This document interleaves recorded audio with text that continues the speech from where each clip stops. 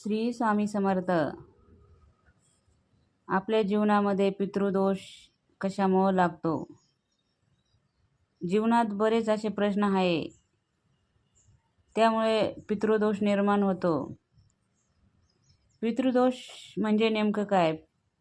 आपल्या कुटुंबात, परिवारात कोणीतरी अपघाती, अकस्मात अपमृत्यू, जळून पाण्यात पडून सर्पदोषाने मृत्यू पावलेला असतात. अशा वेळी ती आत्मा भटकत असते, खूप त्रास सहन करत असते व त्या आत्मेचा दोष त्या कुटुंबाला लागत असतो. म्हणून आपण पितरांची सेवा करायची. असं कुणी अपघाती जर मृत्यू झाला तर त्याची आत्मा भटकत असते. देवापेक्षा पितृदोष म्हणजे पितृ आपल्याला जास्त त्रास देते. बरेचदा पितर खूप त्रस्त होतात. बरेच वेळा ते खूप आपोआप ते त्रसलेले जातात.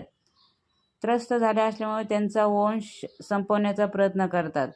तेच त्यांचा वंश संपवण्याचा प्रयत्न करतात. त्यांच्या कुटुंबाच्या लोकांना आशीर्वाद देत नाहीत. ते कुठलेच शुभकार्य होऊ देत नाही. कुठलेच शुभकार्य ते होऊ देत नाही. त्यामुळेच बरेच प्रश्न कुटुंबाला समोर जावा लागतो. बरेच प्रश्नांना कुटुंबाला समोर जावं लागतं. आपल्याला आपलं कोणतंच काम होत नाही.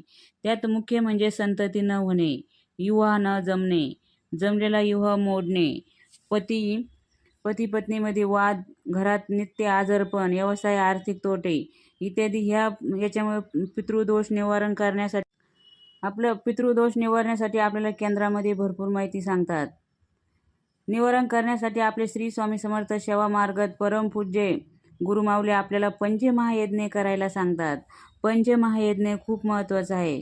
दररोज पंचमहायज्ञ केलंच पाहिजे. अगदी सोपी सेवा आहे. सोपी सेवा त्यांनी दिलेली आहे. तेव्हा प्रत्येकाने पंचमहायज्ञ करणे खूप गरजेचे आहे. पंचमहायज्ञ हे केलंच पाहिजे. तसेच भगवान श्रीकृष्णाने सांगितलं की पितृदोष बराच शेवटचा उपाय म्हणजे भागवत. जो कोणी भागवत ग्रंथाचे पारायण करेल त्याला पिढ्यानपिढ्या उद्धार होईल. त्याच्या पितरांची सद्गती लाभेल. पितरांना मोठा आशीर्वाद व कुटुंबियांना प्राप्त होईल. श्री स्वामी समर्थ महाराजांच्या स्वरूपात परमपूज्य गुरुमाऊली म्हणतात, यांना आपल्या सर्वच हितासाठी भागवत पारायण आपण केलंच पाहिजे.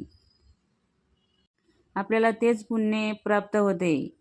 मोठे भागवत ग्रंथ वाचण्यात आले तर खूपच उत्तम. आपल्यासाठी छोटासा त्यांनी सहशिक्ती भागवत पारायणाचा छोटा अध्याय बनवलेला आहे आणि आपण सर्वांनी प्रत्येक महिन्याच्या एकादशीला भागवत पारायण करावे असे गुरुमाऊली म्हणतात. याची खूप लोकांना अनुभव आहे.